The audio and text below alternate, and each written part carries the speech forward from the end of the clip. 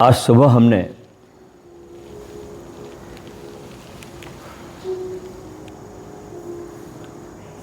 सूफी फ़कीर मौलाना जलालुद्दीन रूमी इनके बारे में सुना। बड़े आशीर्वाद बरसे हम पर इस फ़कीर के।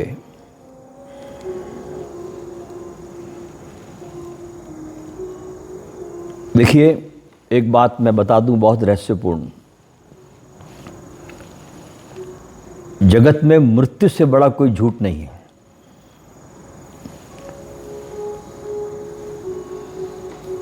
सिर्फ चीजें परिवर्तित होती है, यहां मृत्यु नहीं होती, चीजें बदलती है। जो भी चेतनाएं बुद्धत्व को प्राप्त करती है, वे चेतनाएं कहीं न कहीं सूक्ष्म जगत में सदा ही मौजूद रहती है। जैसे आपने अगर ओशो की पुस्तक महावीर वाणी पढ़ी हो या महावीर मेरी दृष्टि में पढ़ी हो, तो उसमें एक बात बहुत स्पष्ट रूप से गुरुजी कहते हैं कि ये जो मैं महावीर के संबंध में कह रहा हूं, ये महावीर से संबंध स्थापित करके कह रहा हूं। लेकिन ध्यान रखना, उन सूक्ष्म चेतनाओं से, क्योंकि उनके पास स्थूल शरीर नहीं है, सूक्ष्म शरीर है जो हमारा सेकंड बॉडी है, स्थूल नहीं है, शरीर नहीं है। तो सूक्ष्म शरीर से संबंध स्थापित करने के लिए आपको भी सूक्ष्म शरीर में आना होगा। इस स्थूल शरीर से आप संपर्क स्थापित नहीं कर सकते जब तक आपकी चेतना इस स्थूल शरीर में है। अब आप यहां पर चिपके हुए हैं इस बॉडी के साथ पूरी तरह से, और अगर आपका अभी सूक्ष्म शरीर में जरा भी प्रवेश नहीं हुआ, आप जगत के इन सद्गुरुओं से संपर्क स्थापित नहीं कर सकते।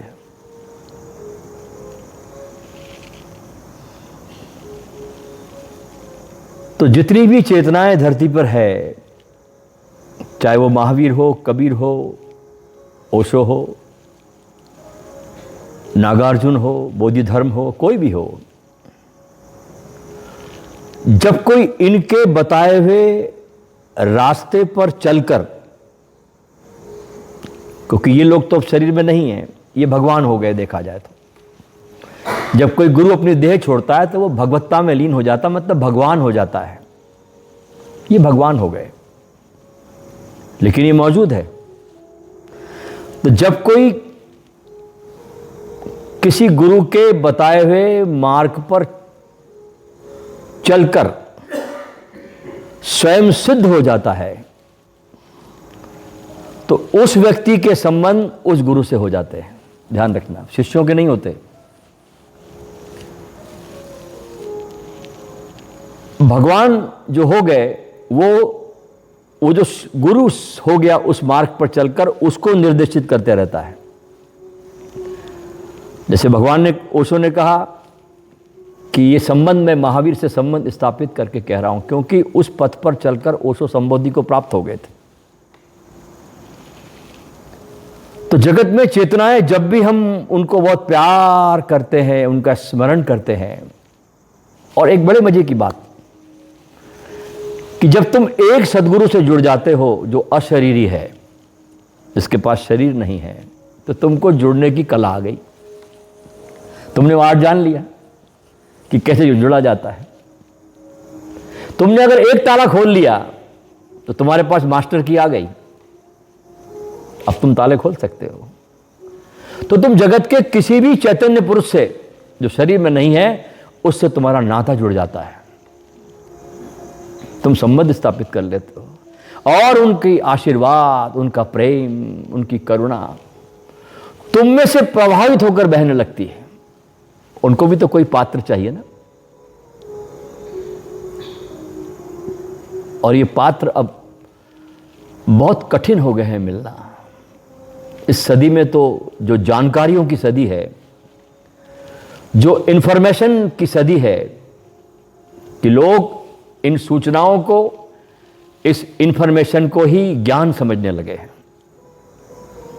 जबकि ज्ञान हमारी चेतना का पूर्णतः विकास है, इंफॉर्मेशन नहीं है। आपने कितनी भी किताबें पढ़ ली हो, उससे कुछ होता नहीं।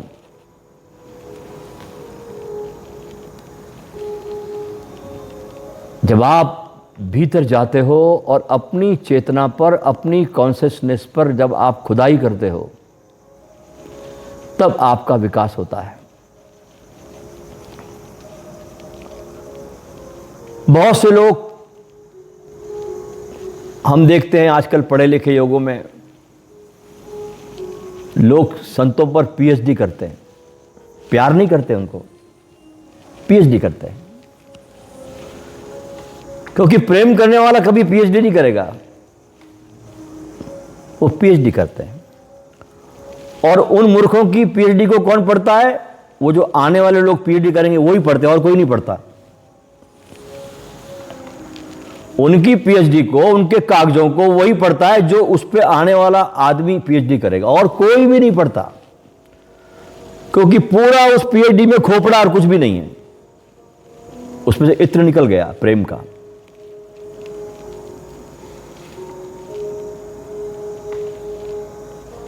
और अक्सर देखा गया है कि पीएचडी करने वालों ने इन संतों को भी अपने अहंकार का आभूषण बना लिया है कि मैंने ओशो पे पीएचडी की, मैंने कबीर पर पीएचडी की, मैंने नानक पर पीएचडी की। यानी इन संतों को भी मनुष्य ने अपना अहंकार का आभूषण बना लिया। अहंकार तो खत्म नहीं हुआ, उल्टा और आभूषण बना लिया। अब इनकी गति कैसे होगी, मेरे समझ के बाहर की बात है।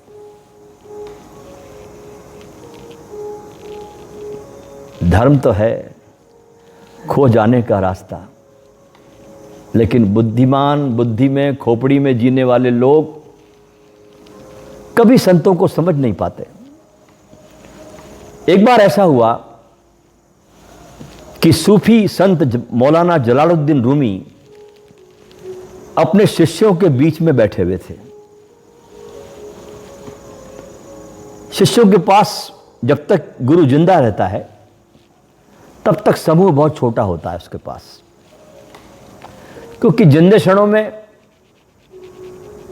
उंगलियों पे गिने जाने वाले लोग उस सदगुरु के पास पहुंचते जब वो शरीर में रहता है, बहुत थोड़े से लोग।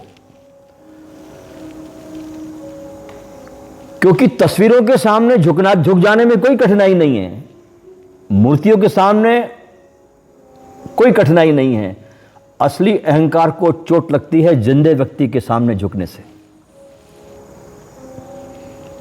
मूर्तियों के सामने तो तुम बड़े हो, मूर्तियां छोटी है तुमसे,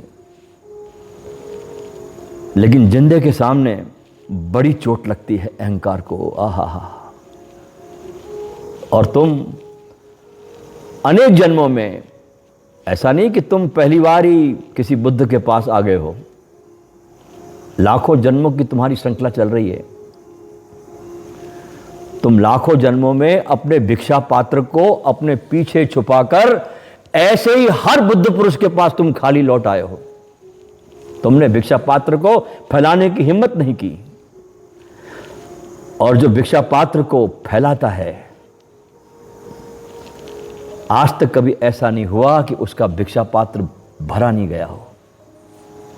वो कला आनी चाहिए, भिक्षा पात्र को फैलाने की कला आनी चाहिए। इतनी सी जरूरत है बस। तो जब सद्गुरु होता है तो उसके आसपास बहुत छोटा सा समूह होता है। उस समय चले जाने के बाद तो फिर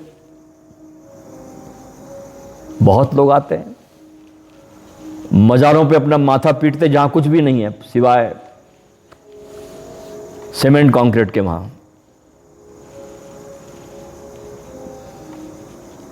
क्योंकि अगर प्रेमिका को प्रेम करना हो तो असली लैला चाहिए, तस्वीर की लैला से काम नहीं पड़ता। कि काम पड़ता है? भूख लगी हो तो भोजन तस्वीर में लगा हो तो वो काम नहीं पड़ता। कितनी भी अच्छी थाली रखी हो तस्वीर में, आप पूजा करते रहे उसकी, आपका पेट भरता है? असली थाली चाहिए भोजन की, जो आपकी भूख को शांत कर सके। मनुष्य जाति का बहुत बड़ा भाग सदियों से इसी भटकाने वाले यात्रा पर चल पड़ा है, और पंडित, पुरोहित, पादरी, इनका स्वार्थ है मनुष्य जाति को भटका देने में, इसमें, ताकि उनके चर्च, उनके मंदिर सब चल सके, दुकान बहुत ठीक चल सके। इसलिए सारे के सारे चर्च, सारे धार्मिक संप्रदाय देहधारी गुरु के बहुत खिलाफ होते हैं। और जब देहधारी गुरु चला जाता है तो उसके नाम से सारी दुकानें खुलती है, सब कॉमर्शियल एक्टिविटी चलती है। मनुष्य जाति को बहुत बड़ा धोखा दिया जाता है। लेकिन ये सदा से ऐसा ही चला है, ऐसा नहीं है आज हो रहा है। इसलिए पूरा समाज कभी धार्मिक नहीं हो सकता। कुछ लोग जो हिम्मत करते हैं वे ही उस जो क्रांति से गुजरते हैं वे ही परिवर्तित हो सकते हैं। और सूफियों में गुरु आधारभूत है। गुरु के बिना एक कदम भी आगे बढ़ा नहीं जा सकता, क्योंकि जीवन के छोटे छोटे काम को सीखने के लिए भी हमें किसी न किसी गुरु की जरूरत पड़ती है। जैसे आपने कार ले आए खरीद के शोरूम से, साथ में उसके इंस्ट्रक्शन कॉपी भी मिलती है, किताब मिलती है। क्या आप उस इंस्ट्रक्शन किताब को पढ़कर कार चलाना सीख जाओगे? सब पढ़ लिया आपने, रट लिया, क्लच कौन सा है, गियर कौन सा है, एक्सीलेटर कौन सा है, रिवर्स गियर कौन सा, सब सीख लिया आपने। क्या उससे कार चलानी आ जाएगी आपको? कोई ना कोई गुरु बैठा होना चाहिए पास में कुछ दिनों तक, जो आपको चलाना सिखाए, जो आपको दुर्घटनाओं से बचाए। हवाई जहाज चलाने के लिए भी जब पायलट ट्रेनिंग लेता है, एकदम से उसको सीट पे नहीं बिठाया जाता। पहले जो पुराना जो गुरु है, पायलट जो सीखा हुआ, उसके पास बिठाया जाता है, तब वो सीखता है। बड़े से बड़ा डॉक्टर भी जब डिग्री लेके आता है MBBS की, MD की, वो डायरेक्ट प्रैक्टिस नहीं कर सकता जब तक किसी सीनियर डॉक्टर के हाथ नीचे काम न करे। बड़े से बड़ा वकील भी कितनी भी LLM की डिग्री लेके आए, उसे कोई ना कोई अपने सीनियर के हाथ के नीचे काम करना पड़ता है, तब वो पारंगत होता है। तो जीवन के इन छोटे छोटे कार्यों के लिए भी हमें किसी न किसी सदगुरु की जरूरत पड़ती है। तो भीतर के जगत के लिए जरूरत नहीं पड़ेगी, जो हमने देखा ही नहीं, जो हमारे लिए अभी सिर्फ अंधकार और कुछ नहीं है,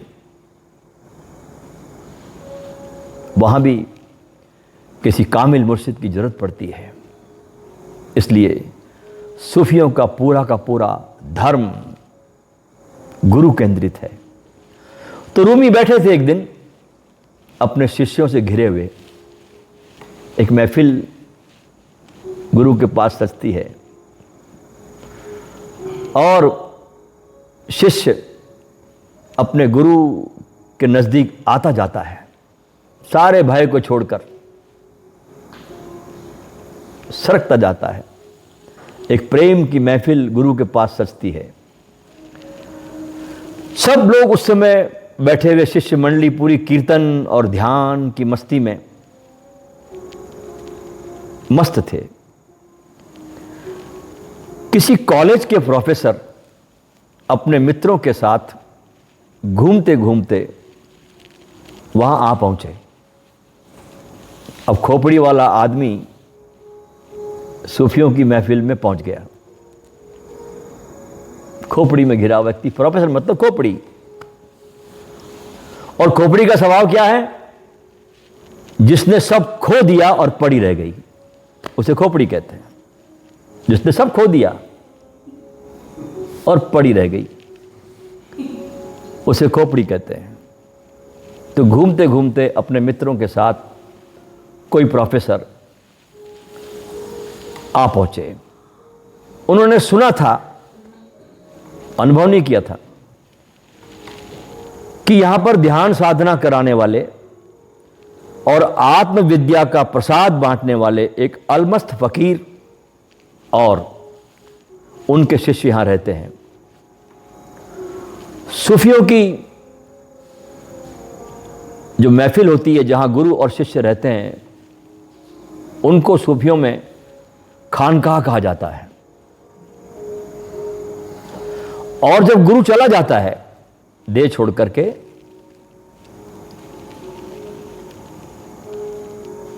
यही खानकाह फिर दरगाह बन जाती है। दरगाहें कैसे बनती मैं आपको बताता हूं। पहले खानकाह बनता है जहां गुरु और शिष्य रहते हैं, और जब गुरु चला जाता है तो फिर दरगाह बन जाती है। तो वे लोग प्रोफेसर के साथ कुतूहल था, जा पहुंचे उस महफिल में। देखा कि मौलाना रूमी, जिनकी उम्र 50 और 60 साल के करीब की लग रही है, अपने शिष्यों को आत्म मस्ती में मस्त बना रहे थे। कोई कीर्तन कर रहा था, कोई दरवेश नाच रहा था, कोई घूम रहा था, कोई आंखों में आंसू लिए बैठा था। सब उसकी इबादत में मस्त थे।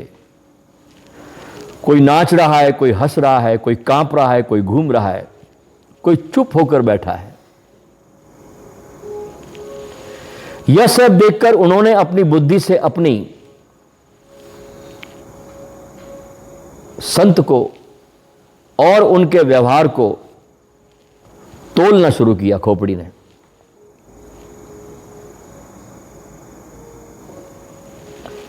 एक ने कहा, अजीब फकीर है, यहां किस ढंग से सबको मस्त बना रहा है। दूसरे ने कहा, अरे यह आदमी खतरनाक मालूम होता है, यह तो सबको पागल बना रहा है। तीसरे ने कहा, यह कोई ध्यान है? ध्यान में कभी कोई हिलता है? हिलचाल होती है? नाचना गाना होता है? ध्यान तो चुपचाप बैठकर किया जाता है। अब इनको ध्यान का कोई अनुभव नहीं है जो कह रहे हैं, सिर्फ सुनी सुनाई बातें, झूठन। चौथे ने कहा, कुछ भी हो, लेकिन वो लोग मस्ती तो ले रहे हैं।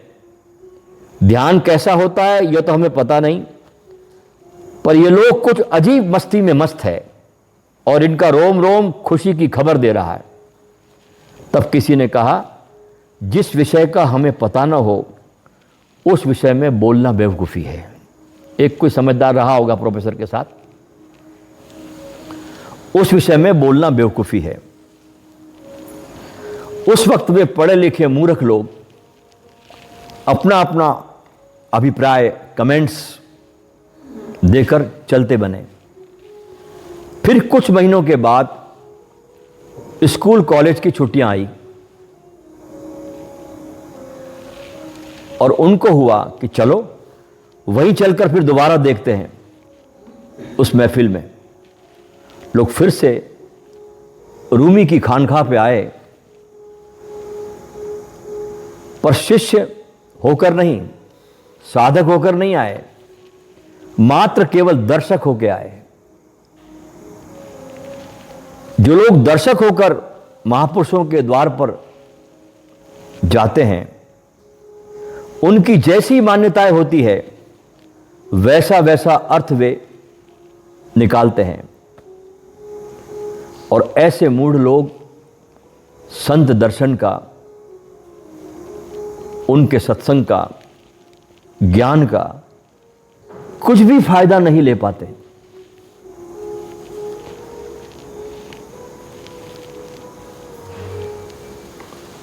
प्रोफेसर और उनके साथी विद्वता का भूत अपनी खोपड़ी में रखकर जलालुद्दीन रूमी के पास दोबारा पहुंचे। इस बार उन्होंने क्या देखा कि संत के सामने लोग बड़ी शांति से बैठे हैं। अब कोई न तो कोई नाच रहा, न कोई गा रहा, न कोई घूम रहा, सब शांति से बैठे हैं। और जलालुद्दीन रूमी भी शांत बैठे हैं, अपने गहराई में डूबे हुए।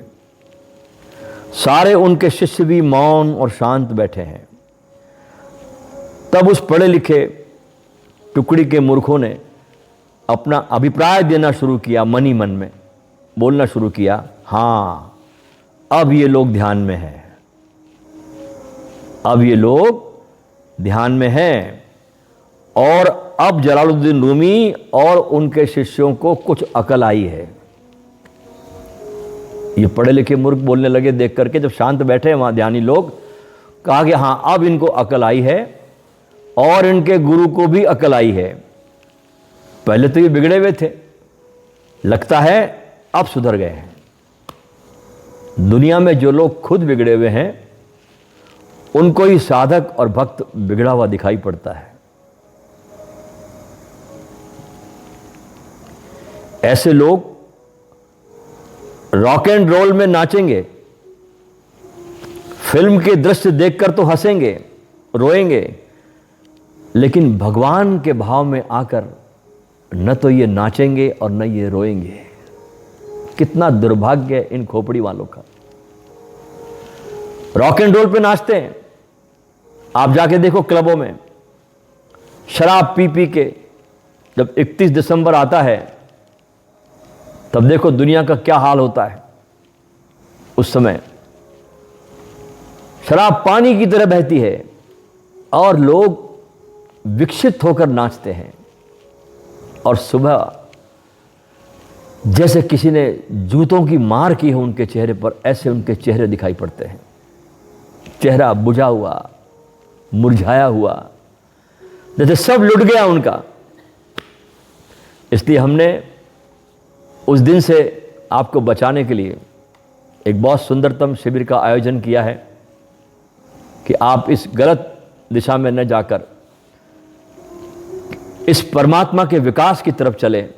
उसके लिए हमने नव वर्ष पर आपके लिए सूरत गुजरात में नव वर्ष महोत्सव का आयोजन किया है, आप जरूर वहां पधारें। तो ऐसे लोग अपने को सभ्य समझेंगे, परमात्मा के प्रेम में न नाचेंगे न रोएंगे।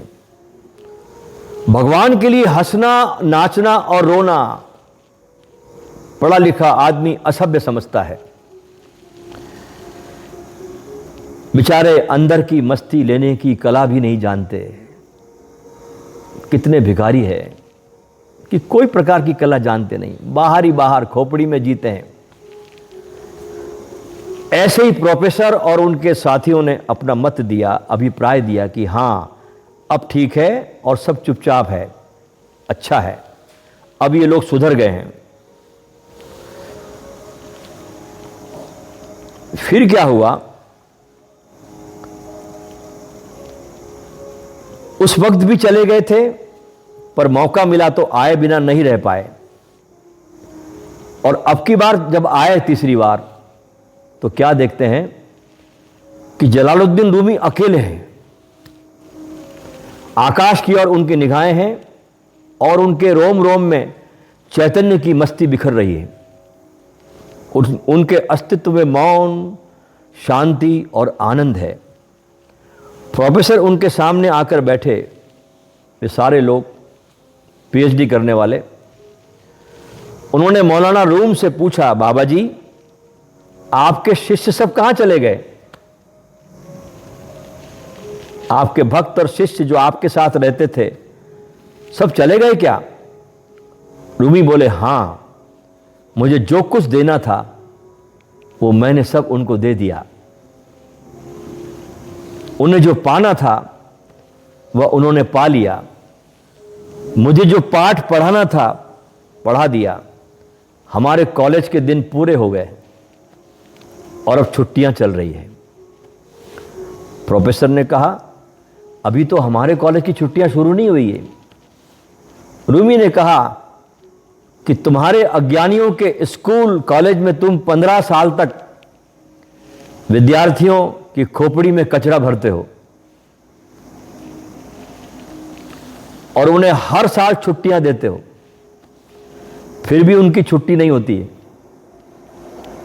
क्योंकि इतना कचरा भर देते हो तुम, उनकी छुट्टी नहीं होती है। वे कहीं ना कहीं बंधे हुए और वहीं के वहीं रहते हैं, परंतु यहां मेरे पास जो आता है और यहां के पाठ को जो ठीक से पढ़ लेता है, उसकी तो सदा के लिए छुट्टी हो जाती है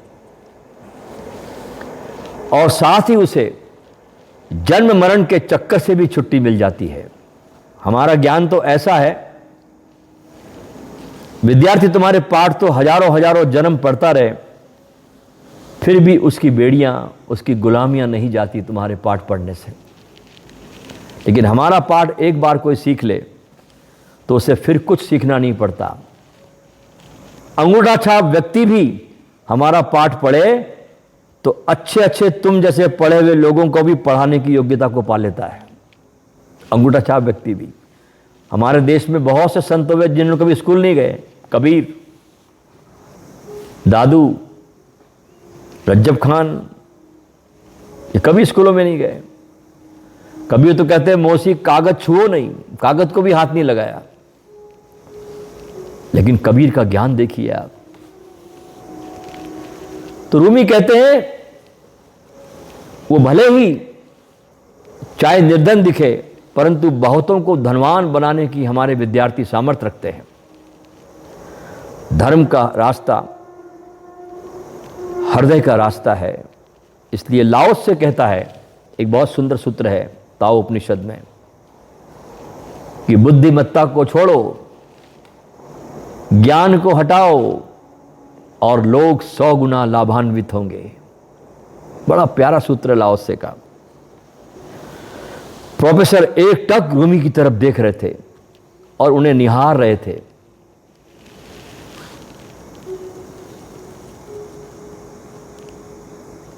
और उन्हें ऐसा लगा कि हम इस सद्गुरु को चूक रहे हैं। सदा से बुद्धिमान लोग, जिसे बुद्धिमान कहा जाता है, वे सद्गुरु को चूक जाते हैं। और कोई हृदय के तल पर जीने वाला व्यक्ति सद्गुरु को अपने भीतर धारण कर लेता है।